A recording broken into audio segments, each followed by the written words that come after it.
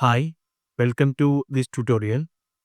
So in this today tutorial, we are going to cover the topic portfolio theory and we are just going to start long-term financial management.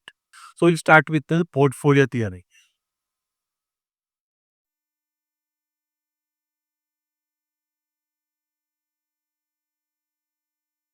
Actually, what is portfolio theory? What is a portfolio?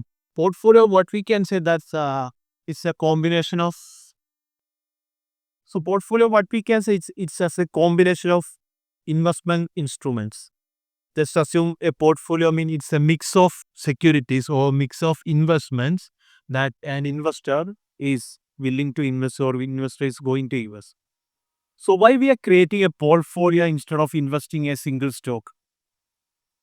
So portfolio actually use it to diversify the investment. Instead of investing in a single stock, all investment, what we can diversify our investment into different sectors and different companies. So we will our risk will be minimized. Just assume if I have $100,000 to invest. If I invested all this amount in a single sector or in a single company, single investment, so my risk will be obviously it will be very higher because if something happened to this company or this industry, all my investment will be under risk. So to manage that risk, what I can do, I can diversify this investment.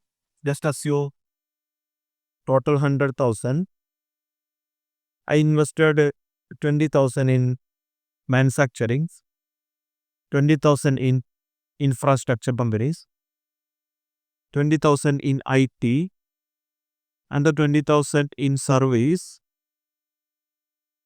and the 20,000 in export. So instead of investing all investment in a single company or in a single industry, so here what happened, my investment is diversified. I allocated 20% or $20,000 in different sectors. So what can happen if something happens to this sector, again, all this investment are safe. Or something happened to one sector, just assume the IT sector, all other investment are safe. So in this way, we are diversifying the investment. What we can minimize the risk of the investment. Again, so here we created a portfolio. So what we created here, it's a portfolio. Portfolio, I mean, it's secure the combination of my investment. This is the portfolio. So when we are creating a portfolio, we have to analyze each sector or each company should not be correlated. Let's assume if the shipping company, I invested in a shipping company and I invested in an export company. So if something happened in the shipping or export investment, my shipping investment also can go down because these two investment or these two sectors are correlated. When you are creating a portfolio, a well diversified portfolio, the sectors in the portfolio it should be well diversified. It should not be unique and it should not be correlated. We already discussed this. There are two types of risk: systematic and unsystematic. The systematic risk mean is the risk which is going to affect everywhere in any sector. That is what we call systematic risk. But in the unsystematic risk, this is going to affect only in certain cases. But again, during by creating a portfolio, we can minimize only the unsystematic risk, not the systematic risk. Again, the systematic risk is going to affect in any sector. That type of risk, what we call as systematic. So even we diversified our portfolio, the systematic risk is going to affect in every sector. So that risk we cannot minimize.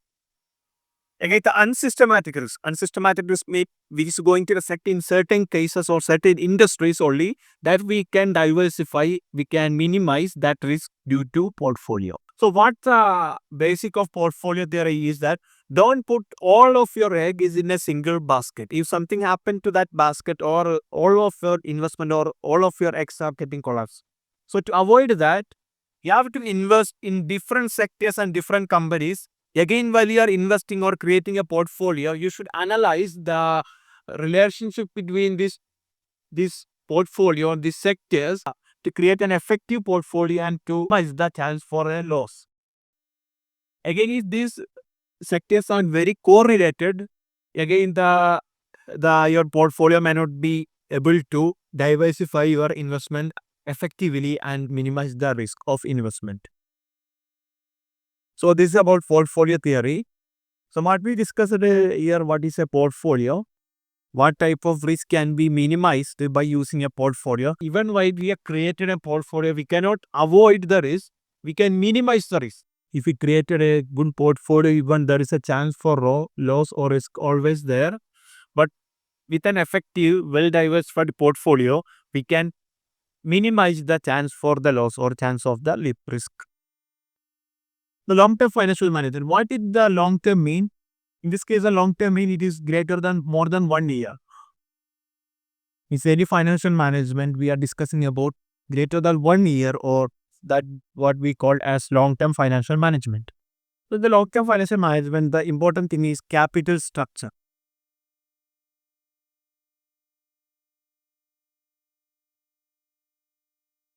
So what is the capital structure of a company? Capital structure means the combination of our capital. I think combination of debt and equity. We know that debt is the external fund which involve a fixed interest payment or fixed payment, periodic fixed payment, and which is higher risk here compared to the equity. But when it's come to equity is the company's internal fund or owner's fund, which involve less risk compared to debt, but the cost of equity will be very higher. So we are just creating a table here to see that so in this case the cost will be just start with the risk. So in the debt the risk will be higher and the equity the risk will be lower compared to debt. Then when it's come to cost, then normally the debt cost will be lower and the equity cost will be higher. So we have to manage this debt equity ratio very effectively to create more value to shareholders.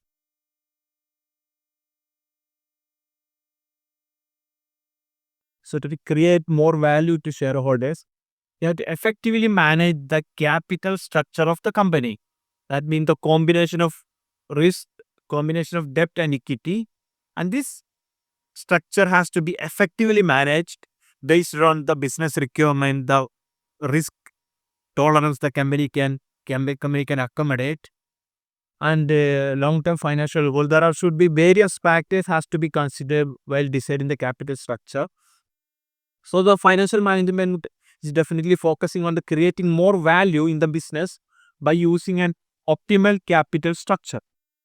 So in the capital structure, there are some sources of fund, that is external fund.